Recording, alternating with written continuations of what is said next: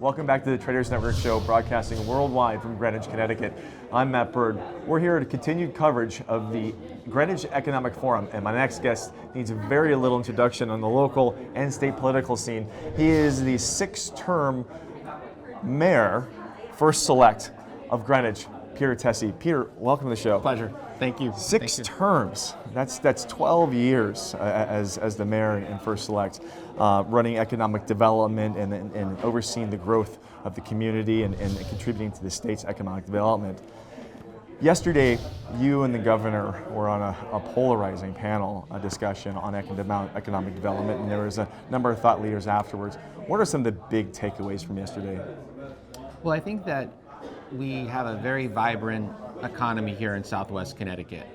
Greenwich is hosting this to really showcase the fact that not only are we the hedge fund capital in the U.S., alongside New York and I believe L.A., but we have significant interest here in private equity and other areas that needed to be boosted and needed to be spotlighted. So the idea for the forum was to really take a hard look. What is our intellectual capital? How can we promote it and show that they're a vibrant aspect of Connecticut's overall economy?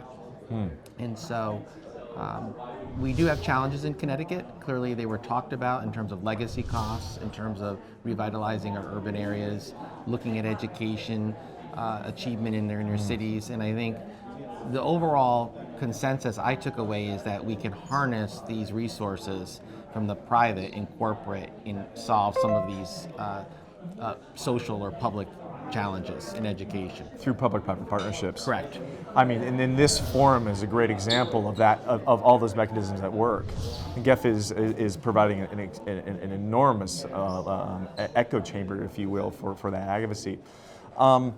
What were some of your favorite talking points from yesterday from some of the other panels? I personally found great inspiration in hearing Paul Tudor Jones talk about how we can harness the private capital to solve some of our country's issues. And I think that frank and candid discussion with people who have put themselves out there for their talent, assume the risk, can also be used to help those who are less fortunate. And I think that really, to me, is one of the highlights in trying to close this gap between the have and have-nots, but also politically those who want to overturn capitalism and say capitalism is evil and those advocating for socialism. Really, this is a celebration of capitalism, but capitalism with a purpose and a cause. And I think that's the message I took away from that discussion that I found the most uplifting. Nolan Finley from NPR coins it as civility.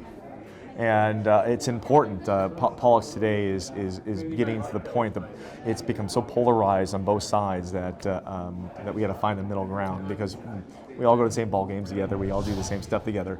But from an economic development standpoint, we're all working together. Getting back to the development, this event, I look around, we cover the World Economic Forum, you look around at the people that are in the main room, the main hall and stuff, I see a lot of familiar faces at from the World Economic Forum.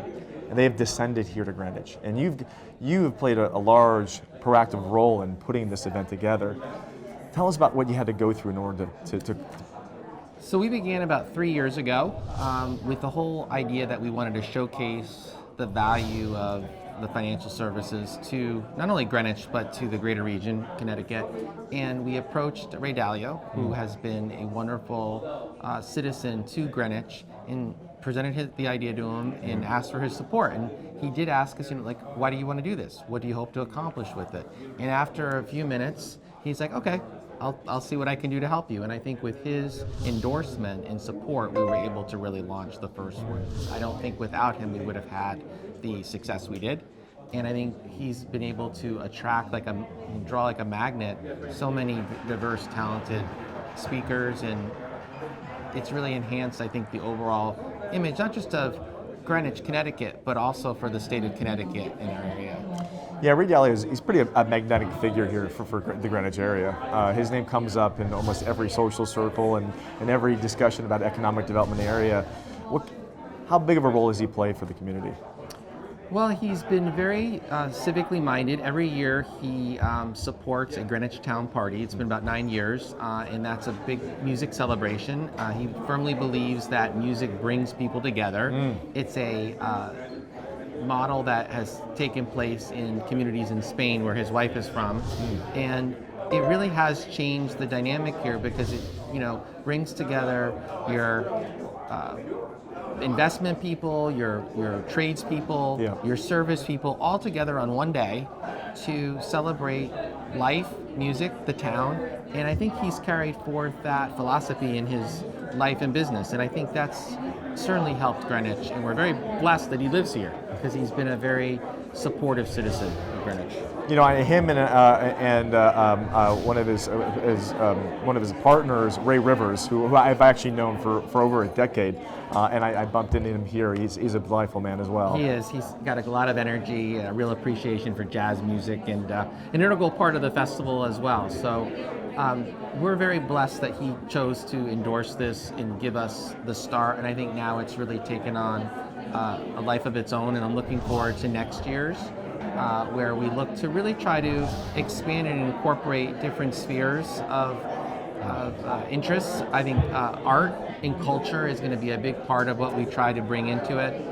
We have the social responsibility component, but perhaps expanding on that would be inviting for people. Well, it's welcoming for corporate social responsibility. That's the new hot topic, right? That's the new big thing, sustainability. Well, listen, I know you're being pulled in a bunch of different directions. What's next for you, Peter? Well, I'm looking forward to harnessing my experience over the 12 years and really support ongoing economic interests in our town, in our state, and apply that mission-driven way. So I'm looking forward to a challenge and success with it. I can't imagine a better person at work doing that, to be honest with you. So listen, congratulations on all your success. Thank you so pleasure's much. all mine. Peter Tesei, the first select, longest running mayor in Greenwich history. Thanks again for coming on the show. We'll be right back after these messages. Special thanks out to our affiliate network partners, ABC, NBC, Fox, and CBS. We'll be right back with another guest. Don't go away. The 2019 Greenwich Economic Forum is brought to you by Bridgewater Associates. Meaningful work, meaningful relationships. Churchill Asset Management, Nuveen, a leading provider of senior and unitranche debt to middle market companies. Ropes and Gray, bright past, brilliant future. Aurora Capital, inspiring partnerships. And Gramercy Funds Management, we are emerging markets. Special considerations to Bank of America, life's better when we're connected. Noah Private Wealth Management, a leading wealth and asset management service provider in China. Guotai Jinan Futures, a leading brokerage firm for commodity futures and financial futures in China. China Industrial Securities, a comprehensive financial group providing full spectrum financial services in Hong Kong. And Titan Advisors, built like a hedge fund. Special thanks to the Financial Times and Greenwich Business Institute for hosting us. Special thank you to 1-800 Public Relations for all your PR and media support. And thank you to all the sponsors who helped make this event possible. We'll be right back after these messages.